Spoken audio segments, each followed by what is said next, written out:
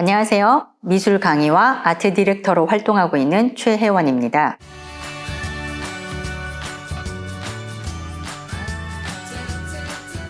오늘은 미술 후원의 역사, 예술가들의 동반자인 페트런 중에 20세기의 메디치라고 불리는 세계 최고의 부자 록펠러에 대해서 이야기해 보겠습니다. 현대미술의 메카로 불리는 뉴욕에는 유명한 대형 미술관들이 굉장히 많은데요. 그 중에 특히 뉴욕 시내 중심부에 위치한 현대미술관, 우리에게는 모마라고 하는 이름으로 친숙한 미술관입니다. 이 모마라고 하는 현대미술관과 뗄래야 뗄 수 없는 관계에 있는 록펠러 가문의 이야기를 지금부터 시작하도록 하겠습니다. 여러분들은 록펠러 1세와 그의 일가를 어떻게 알고 계신지요? 그들을 일컫는 명칭은 꽤나 많습니다. 석유왕, 세계 최고의 부자, 아니면 악독한 자본주의 기업가, 위대한 자선사업가. 어찌 보면 요새는 노블레스 오블리주의 대명사로 여러분들이 더 잘 알고 계실 것 같은데요. 철거왕 앤드류 카네기, 자동차왕 헨리 포드, 금융왕 JP 모간과 함께 현대 자본주의 역사와 미국의 현대사를 대표하는 인물이라고 할 수 있습니다. 존 D 록펠러는 미국 자본주의를 대표하는 록펠러 가문을 일으킨 사람인데요. 100살 가까이 살면서 록펠러 1세는 석유사업, 즉 스탠다드 오일 컴퍼니를 설립을 했는데요. 그 사업으로 인해서 막대한 부를 쌓았는데 지금 가치로 환산한다면 빌 게이츠의 2배에서 3배 정도의 돈을 벌었다고 합니다.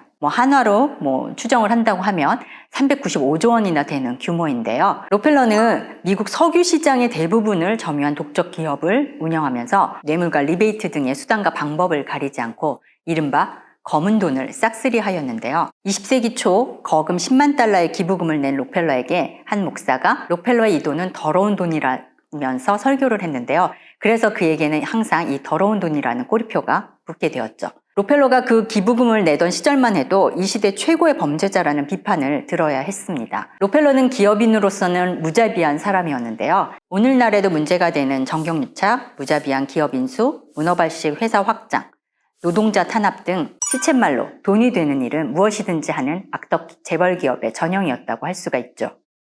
록펠러가 기부왕으로 등극하게 된 계기는 무엇이었을까요? 록펠러는 록펠러 재단을 설립하기로 했는데요. 그의 악명이 얼마나 높았는지 당시의 대통령이었던 루즈벨트 대통령이 이렇게 말했다고 하는데요. 록펠러 그가 얼마나 선행을 하든지 간에 그가 재산을 쌓기 위해서 저지른 악행을 다 갚을 수는 없다라고 한 일화는 유명합니다. 록펠러 1세와 그의 가문은 이러한 오명을 씻기 위해서 굉장히 많은 노력을 했는데요. 그것이 바로 그들의 재산을 사회에 기부하는 것이었습니다. 록펠러는 말년에 내 재산은 인류의 복지를 위해서 사용하라고 하느님께서 주신 것이라고 말을 했는데요. 그러면서 그는 자선사업가로 변신을 하게 되었죠.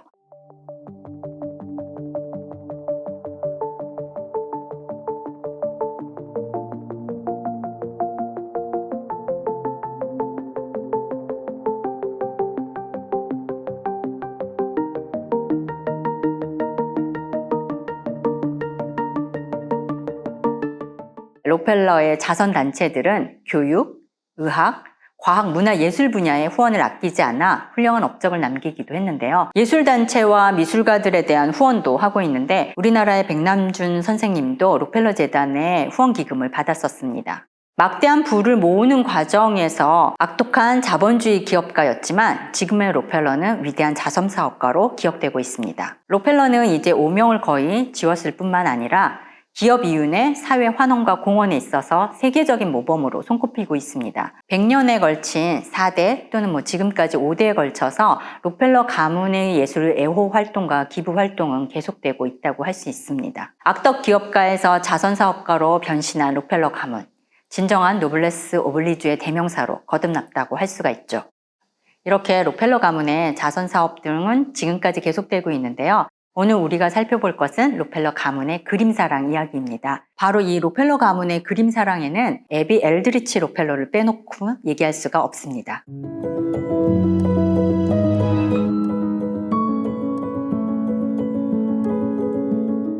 미국 뉴욕의 현대미술관, 일명 모마라고 하는데요. 이 모마는 1929년 대공황이 시작된 지 얼마 되지 않았을 때 대부호의 부인인 유명 컬렉터 3명, 애비 록펠러, 메리 퀸 셜리반, 릴리 블리스의 작품 기증으로 문을 열게 된 미술관입니다. 이 세 명이 소장하고 있었던 작품들이 모마의 주요 컬렉션을 이루어서요. 지금 현대미술의 메카로 자리 잡은 뉴욕의 최초의 현대미술관이 세워지게 된 것이죠. 그 중에서 특히 에비 로펠러 여사의 공이 컸는데요. 이 모마 미술관의 부지를 기증한 것이 로펠러 집안이기 때문입니다. 그녀는 석유 재벌 기업인 스탠다드 오일사의 후계자 로펠러 2세의 부인인데요. 관료주의적이고 금욕주의적인 사고를 가진 남편을 설득해서 로펠러 가문의 재산으로 자선사업과 문화예술 후원 사업에 많은 기여를 하도록 이끌었던 인물입니다.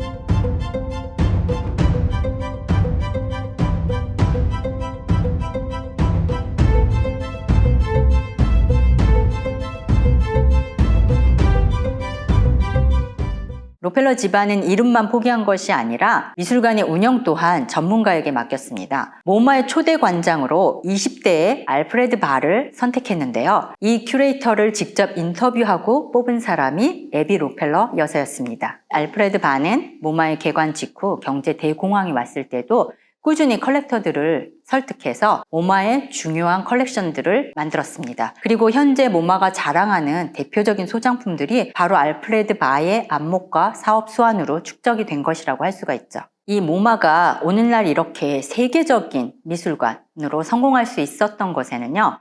설립자들이 직접 나서지 않고 현장의 전문가인 큐레이터를 뽑아서 관장으로 앉혔기 때문인데요. 지금 모마가 세워진 지 한 100년 가까이 되는 시간 동안 6명의 디렉터가 있었다는 사실만 봐도 굉장히 놀랍지 않을 수가 없습니다. 1929년 11월 7일에 개관한 모마는요, 개관 기념전으로 당시까지도 크게 주목을 받지 못했던 4명의 화가를 선정을 해서 개관 기념전을 열었는데요. 여러분들이 잘 아시는 세잔느, 고갱, 쉐라, 방고우 등의 작가입니다. 이 4작가를 묶어서 근대미술의 아버지라는 이름으로 개관 기념전을 열었는데요. 5주 동안 5만 명의 관람객들이 몰려들어 성공적인 출발을 했습니다.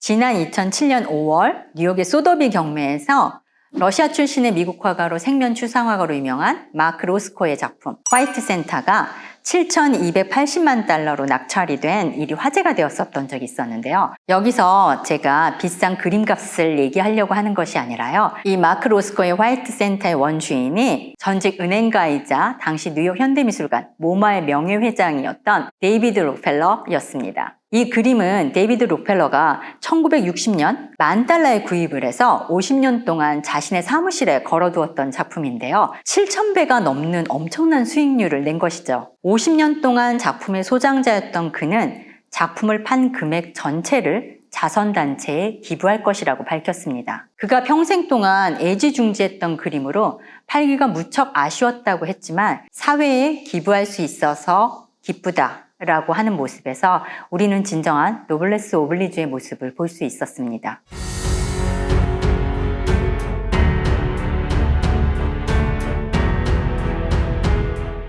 그는 평생 가문의 기부 정신을 실천을 한 위대한 인도주의자, 너그러운 자선가로 그렇게 평가를 받았습니다. 그는 형제들이 차례로 세상을 떠난 후에 가문의 자선사업 등 모든 가문의 자산 전반을 관리해왔다고 하는데요. 로펠러 가문은 고아원, 도서관 등 사회복지시설뿐만이 아니라 의학연구소, 학교, 문화예술계에 걸쳐서 거액을 기부하며 광범위한 자선사업을 벌여왔습니다.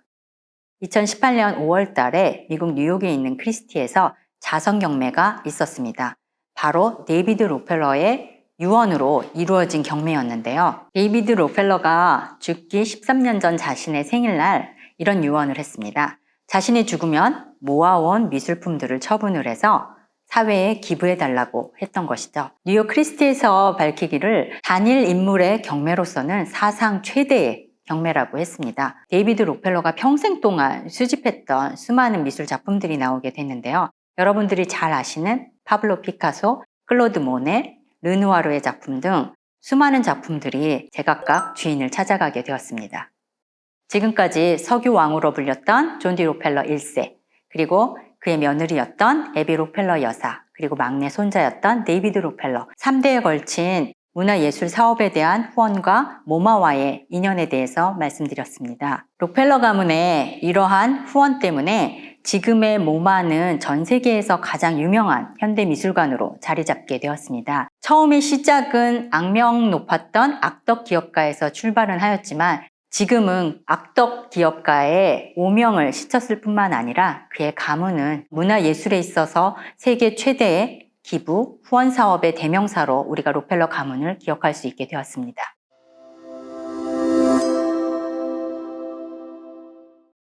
성남문화재단 아카데미에서는 남녀노소 전 연령층을 위한 다양한 실기 강좌 프로그램은 물론 감상 입문 강좌들이 있습니다. 자세한 내용은 성남문화재단 홈페이지를 참고해 주시기 바랍니다. 지금까지 최혜원이었습니다. 고맙습니다.